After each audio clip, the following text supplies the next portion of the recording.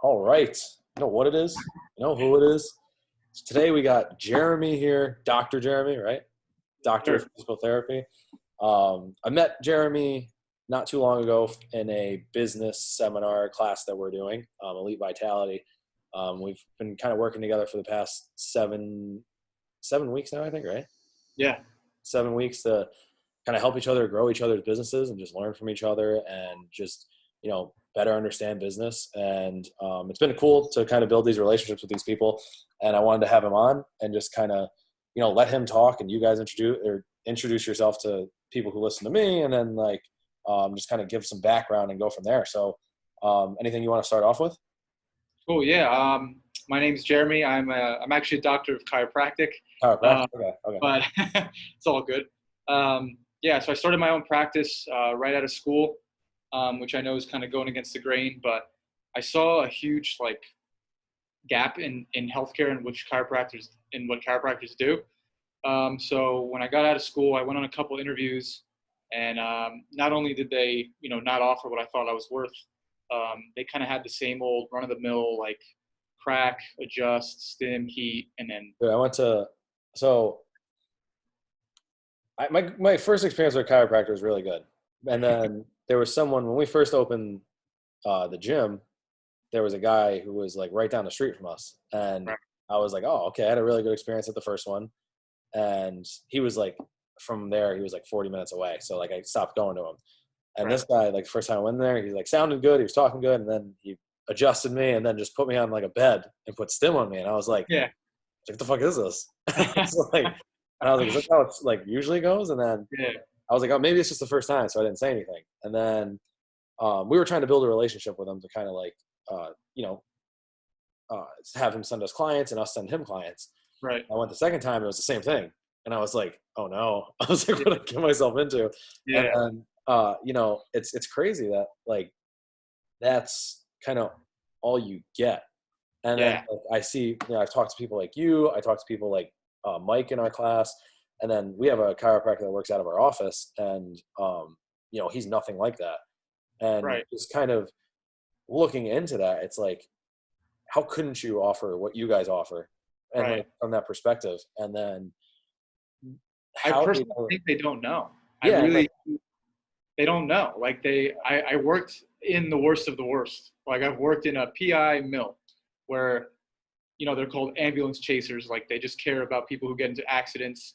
They care about booking them 3 times a week to help their case and so on and so forth. The clientele alone almost steered me away from going to school. mm. This was like before I even went to school. I was like, how Where can I did you go to school? I went out in LA, Southern Cal. Oh, wow. Um, I wanted to tie it into sports somehow, and because I played football my whole life, Cool. I What played in position? college, corner and receiver. Cool. So I played, sports my whole life. I was trying to tie this thing in because I knew I didn't want to be, just the average, regular, chiro. Yeah. So um, going through the worst of the worst, and then meeting people and mentors that I found out in Cali through school, um, changed my whole perspective. Even some of the people I met through seminars, there's a group of people now that are eager to push the profession forward. Yeah. And thank God we found each other, and thank God I found them, and they took me under their wing. And I saw like an opening for that on the East Coast because over here nothing was happening. So Yeah. I wanted to So you're tie in from the East Coast, or you're from California? both technically. So I grew up in Southern Cal until I was 12, moved to Jersey when I was in 7th grade, and then went back for my doctorate program. All right, cool. That's awesome. That's cool. And I remember, you were talking last night a little bit about the seminars. What's kind of like some of them that you've gone to, and, like the best ones, and kind of like talk about that a little bit? Yeah. So clinically, the best ones I've been to were it was called Fix Your Own Back by Dr. Snell. He's a movement-based, like rehab-based chiropractor in Portland. Cool. And one of my mentors, who I started doing my clinical externship with, Dr. Sebastian Gonzalez, he introduced me and was like, dude, you got to go to this seminar. Like, he's coming to LA. I had no money in school, like zero. I was like, I don't know how I'm going to go. but I made it happen. Yeah. That's And exciting. it That's changed my hard. life because Yeah. changed my life honestly because I was the only student there and I stuck out because of that. And they were like, "Oh, Right. this Wow. kid wants to be here." Yeah. So they all became like not only colleagues but friends that I could reach out to at any point now. When That's I awesome. started my own practice, yeah, I was calling them for tips and advice and stuff like that. So that was by far one of my favorites. Um, and then learning the neurodynamics course. I never actually took the full course with Mhm. the OG. I forget his name off the top of my head, but the neurodynamics course and all of those philosophies have helped my practice and helped me become a better clinician. Um, Thinking from like the spinal nerve roots and then out Yeah. to the peripheral nerves. It's just a whole different ball game that they don't teach you in school. Yeah. And it helps with diagnosis, which helps with treatment.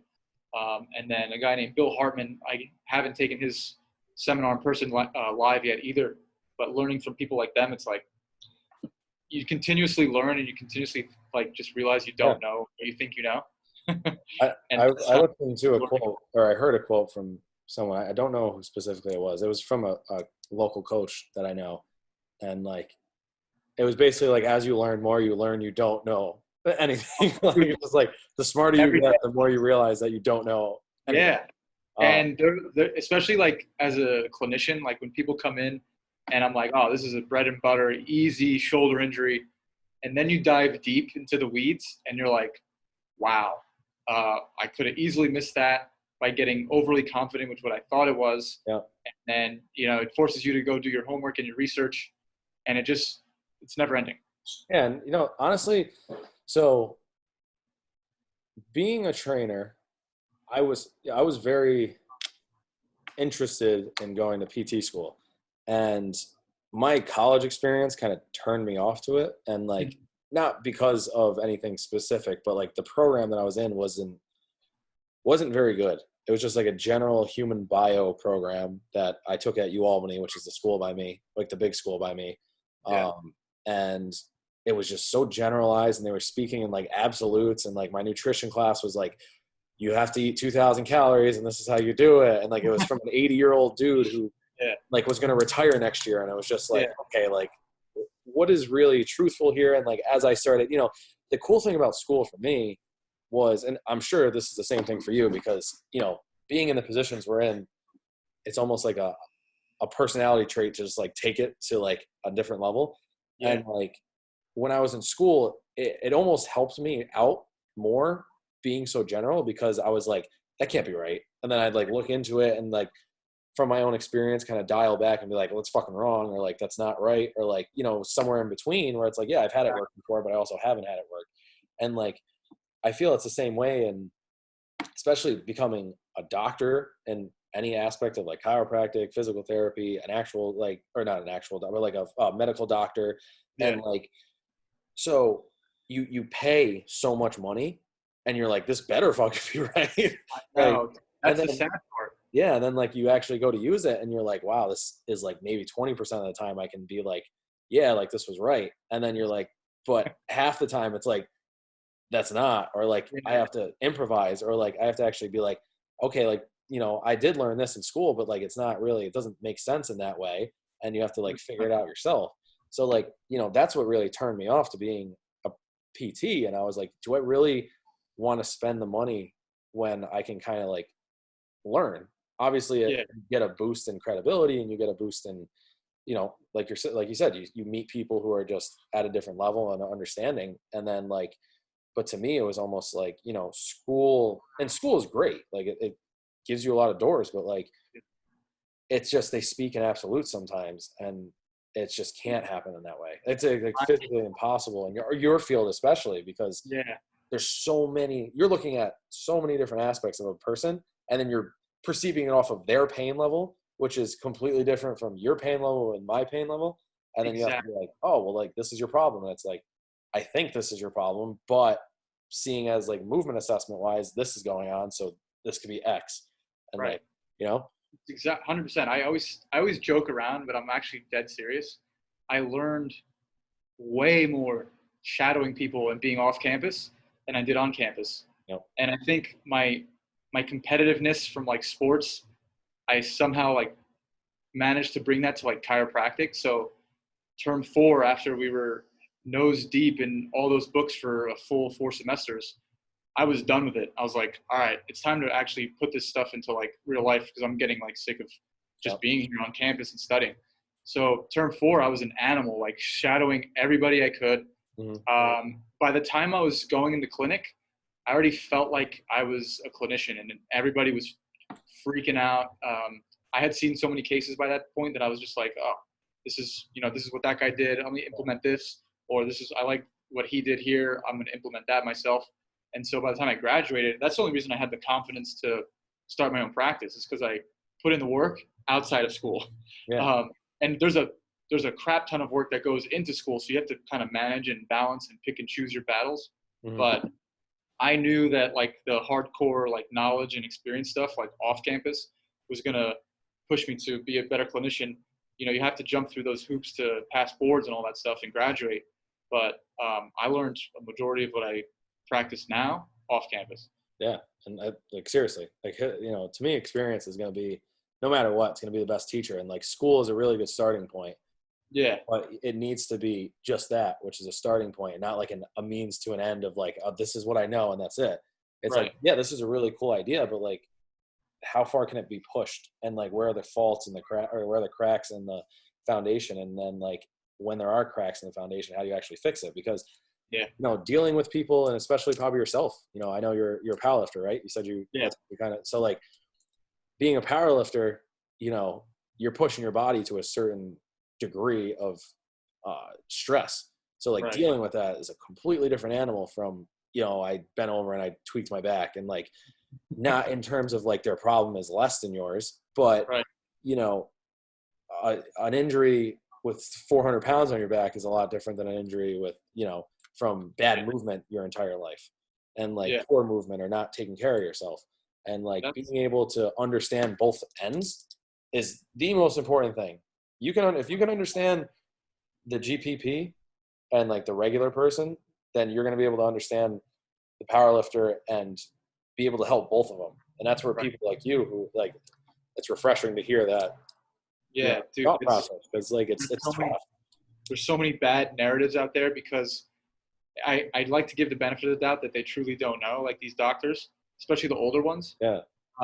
But there's a lot of bad language and bad narratives that actually, they call it a nocebo effect at this point. Like, you're making people worse by telling them that their posture is causing this pain or whatever. It's Move You the other day. What's your opinion on posture? It's a joke. Yeah. I think that, like posture is just, there's all different types of postures. There's resting posture, there's lifting. Yeah, exactly.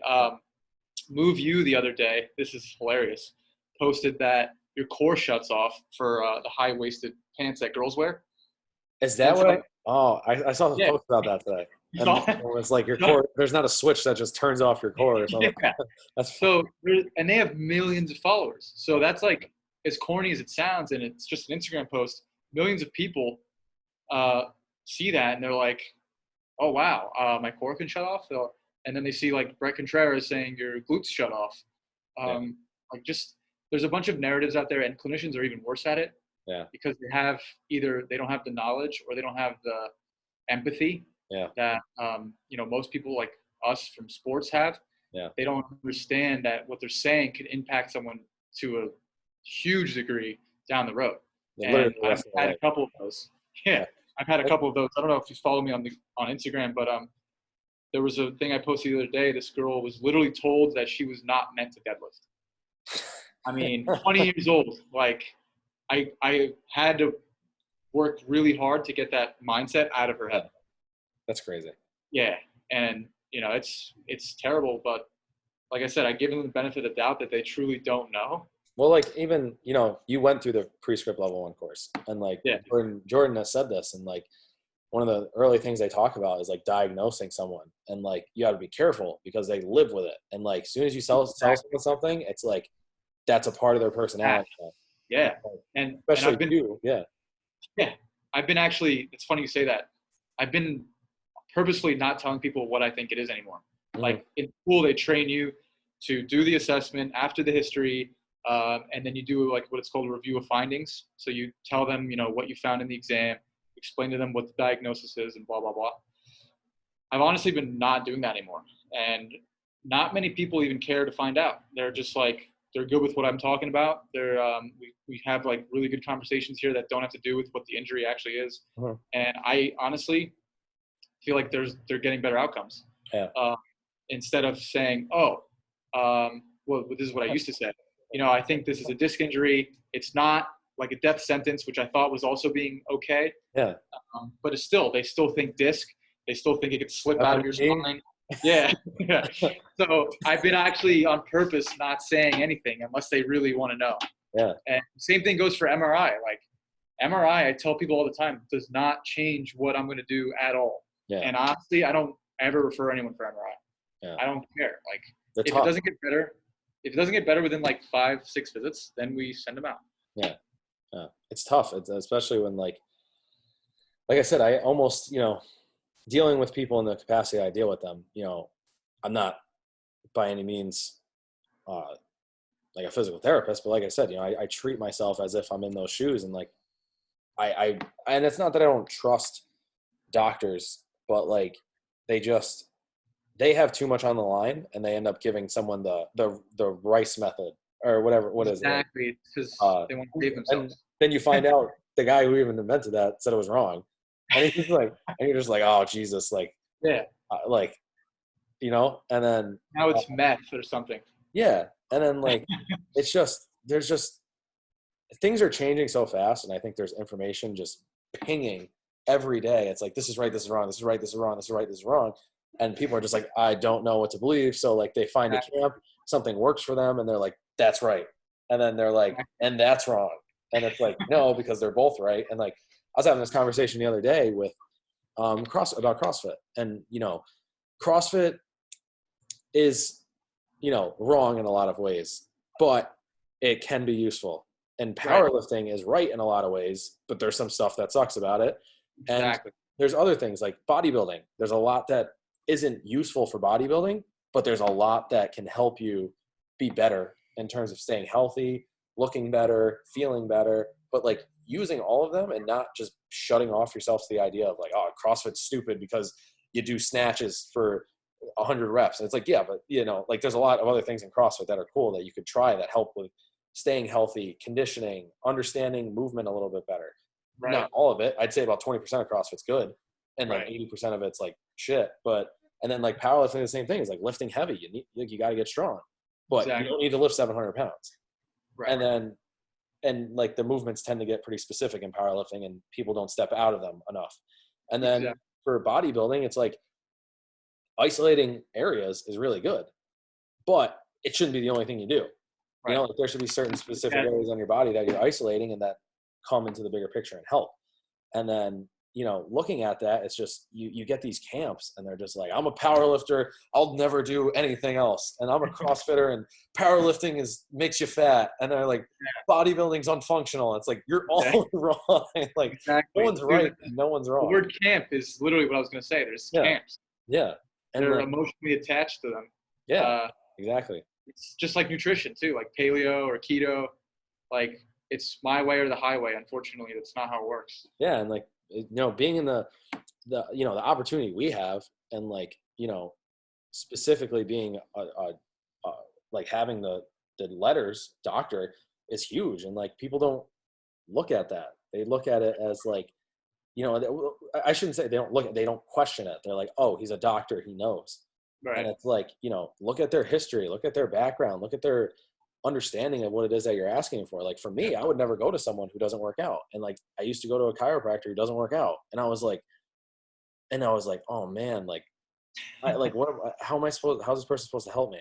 Like, cause like, I know I was deadlifting and like something was tweaked in my lower back, or like, I was squatting and like something hurts in my quad. And it's like, yeah, you can understand like verbally what I'm saying, but like physically, do you understand, and have you gone through stuff? And like I've helped people just by myself, by hurting myself, like literally just hurting myself and fixing it. And I'm like, oh yeah, it's this. And they're like, how the hell did you know that? And I'm like, because I did it to myself, like, Like I've done it to myself 100 times, and Yeah. you think I was an idiot sometimes because how much like I just like fuck things up. But like it's that exactly that like pushing yourself to a certain level, and then you just go, oh yeah, now I know how to fix this. Like now I know Yeah. how to help someone. And like in your shoes, that's even more important because they're coming to you with like other shit like Right. herniated discs, problems, physically that they can't really solve otherwise. And I kind of wanted to kind of go through about what you offer and talk about your service, but someone comes in with an injury, what do you usually do? Like, what's kind of your route of So action? I pride myself in being accurate with diagnosis for myself. Mm-hmm. We don't talk about it, but Mm-hmm. I like to be thorough with like making sure it's nothing like a red flag. My neurological testing is pretty in depth. I had a Yeah, that's sports cool. I medicine. never. What does that entail? I So remember you just like talking to about make sure that there's nothing like centrally going on with the spine. So I'll that. check like pathological reflexes. I'll check the sensory dermatomes, the myotomes for strength, stuff like that. And then we'll do my orthopedic testing. And then with the thorough history, usually that gives me a better picture of what's going on. Cool. And then I'll put the pieces together, and then we'll go right into like it depends if what they pick, but usually it's every session's an hour. Initial evals are a little bit longer just because I have to do the history and the exam. Mm-hmm. But then everybody gets treated for an hour. So I'll do 30 minutes of like manual therapy. So I guess it's like ART type stuff, even though I'm not certified. So don't sue me. Uh, so it's like manual release techniques like that. The neurodynamic techniques, like I was talking about earlier, for like neuromobilizations, if it's like a nerve issue. And then we'll go to the adjustments, which people love, including myself. Yeah, of course. Yeah.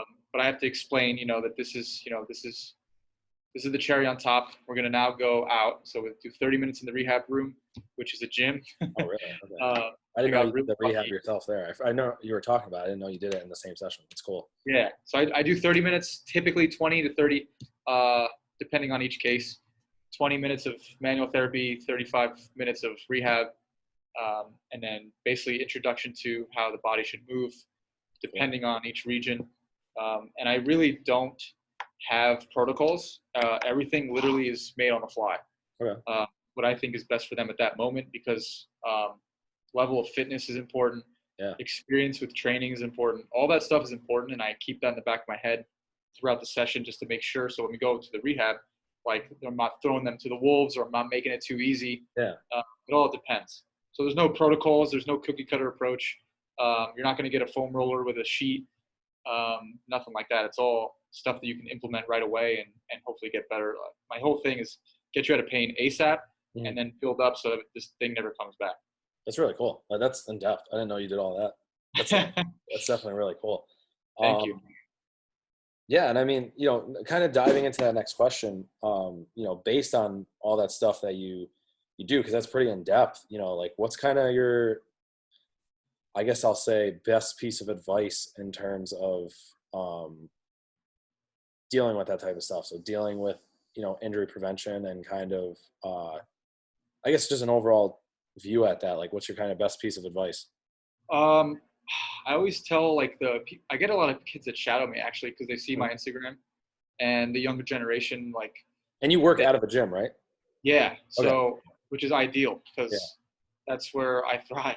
Yeah. Where people are. I love lifting more than most people, and even though I'm not big, it's why I got into chiro. So to be here and to have that experience of training, I think really pushes me forward. But it's always important to remember that you don't have all the answers. Yeah. So it's just a constant battle of learning, trial and error. That's what practice is. So for even PTs and trainers, chiros, PTs, everybody should always have in the back of their mind that they're not 100% right every time. Yeah, of course. I've worked with people like that, and it's honestly it's tough to watch because you you hear them either be arrogant or you hear them explaining something to somebody, and they're just locked in. And I heard a quote from one of my favorites, Colin Cowherd. I don't know if you listen to him. I love Colin Cowherd. Yeah. He said it, people, he's originally who I heard from. I don't know if it was from him, but he's like, people want to be right. They don't want to get it right. And like, Yeah. they want to, they want to be the ones who are right. They don't Right. want to be like, okay, like, yeah, that you're right. Like, talk about it and actually get it right. Right. And that's a huge thing. And like, again, I think it's just sometimes with the price tag attached to paying for an education, it's like, I better be right because, and like, That's the thing. Like I said, when I started my practice, I only went 3 days a week. The other 3 days I was working part-time in another clinic, Mhm.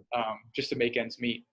So I literally started with 0 patients. Yeah, So that's crazy. I was working with a physical therapist, and she was fresh out of school, younger than me even, and just everything was her way or the highway. She was, and I'm not saying I was right, but what Yeah. she was doing was definitely not right. Yeah. So it was tough to work with, and we bumped heads quite a few times. But I think my best advice is just to keep an open mind and always strive to learn, the cutting edge stuff. Because if you get stuck in practice, like I'm by myself, Yeah. it's on me to learn and keep up to date. I don't have anybody teaching me. I don't have a class to go to. Like I have to learn this stuff on myself. Mhm. And so just always, I'm always eager to watch or listen or read the next best thing. As long as I could just keep pushing myself to be a better clinician, then I'm good with it. And I think even more on top of that is like, I think it's really important for people in your shoes to be like you do. Like you love lifting, and like it's important to love lifting and understand the stuff to a certain degree, because it's really like our job as, my job as an instructor and your job as a chiropractor and clinician is to make people's lives easier. They pay us to not have to go through this shit. Like they pay us to understand, not do a wrong squat program for 3 months because you didn't really understand it. And you're just like, oh, okay, well, like I didn't get it. Or like, how many mistakes have you made in your life lifting? Or how many mistakes have you made in your life treating yourself or treating other people? And you're like, oh yeah, that was wrong. Fuck, I made a mistake. And then like, okay, now I know. And like, better learn from it. Yeah. but you like, you need to always be pushing yourself to figure that out quicker. Or else, you're just going to stay stagnant and you're not going to get any better. And no one that you work with is going to get any better, because it's like, oh, well, one time this worked and like, it hasn't worked since, but like it worked once, so it's got to work again. Yeah. It's like, okay, keep doing that. I'm going to go somewhere else, but I'll be back if it works for someone else. I think that's how I honestly set myself aside from everybody around here. It's because like not too many people know about me yet, but when they do come in, it's like, oh, I got to tell so-and-so, like I've never had this before. I can't believe I get homework assignments. Can't believe you check on me weekly. Like I've never gotten this. And I'm also never pushing for more visits, which people are like mind blown about. They're like, Jesus, this guy actually cares about me. They're like, how often should I come? I'm like, once a week. They're like, oh, that's it? I'm like, yeah, I'm going to give you the tools that you need so that you don't need me eventually. Yeah, that's great. That's awesome. That's cool, because like I said, there's some bad people out there. They're just trying to fill their wallet and get another car. And like, we're trying to, honestly, I'm trying to truly make the profession better, because I feel like, I don't know, there's part of me in sports that always wanted to go professional, and I feel like I missed that. So now I'm trying to put all that energy into chiropractic. I somehow thought a shorter, stockier, bald white kid is going to make it in one day. I tried, but I didn't make it past high school. So. But that's how it goes. And like I said, we find other ways to do that, though. We find other ways to make that professional dream come true. And, sometimes I'm, more than not, I'm grateful for not doing that stuff, like not having to push that, because like I'm, I get to help other people and like understand it more. And it's just better. Exactly. So where can these people find you on Instagram and whatever other social medias you have, and kind of like reach out if they have any questions or anything like that? Just kind of like promote yourself quickly. Yeah, my Instagram's probably most active on there. It's RSM for resilience, strength, and movement, _athlete_doc. And I'm on there pretty frequently. Then the Facebook is just RSM Sports Medicine and Rehab. And then the website is www.rsmsportsmed.com. All right, cool. I'll put all that stuff down with it. Sweet.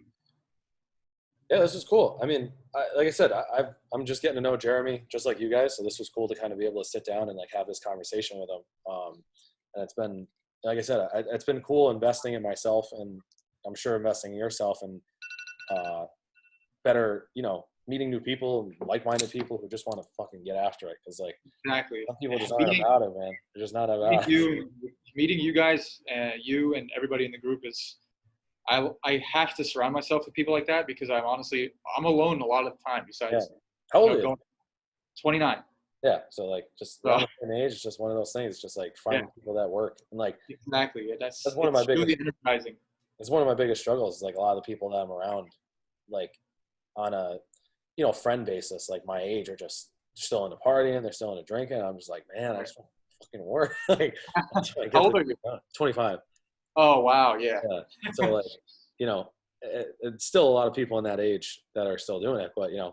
it's just, it's alone, and being in this field is lonely sometimes. It And like, is. It is. it's not Super, even in the field of fitness, but an entrepreneur is just, it gets lonely. And like, super lonely. you just kind of have to like sometimes just put your head down and just, you Do know, it. do it, and then wake up 5 years later and be like, oh, what did I miss? Just I know. kind of like, Well, I was warned about that, and yeah, I was just like, pushed it aside.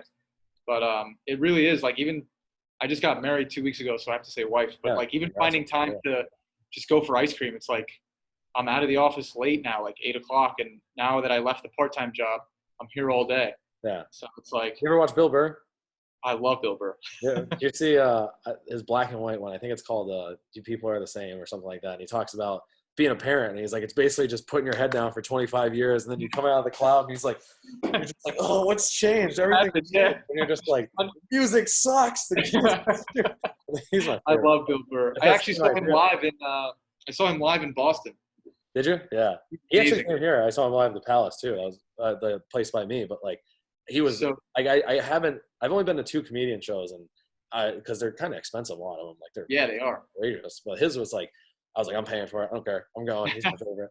And he was awesome. But like, Yeah, he's one of my favorites. yeah. All right, cool, man. It's been cool to talk. Yeah. We'll have to do this again. But if you guys have any questions, RSM_athlete_doc. Website is www.rsmsportsmed.com. And I checked out his website. It's really cool. Do you do anything like online wise consultation or no? Yeah, I can do. During COVID, I had to with my back against the wall. So I did a couple virtual telehealth sessions, which honestly for me are awesome because I could show you what to do just through the screen, and we can do a movement assessment. We can even do a pain assessment. So it's anything we can do online. The only thing is I can't adjust you. Yeah, awesome, cool. Yeah, check it out. Reach out, give them a call. And if you guys have any questions for me, as always, reach out. And then I'll see you guys next time. And peace out. Yeah, thanks, brother.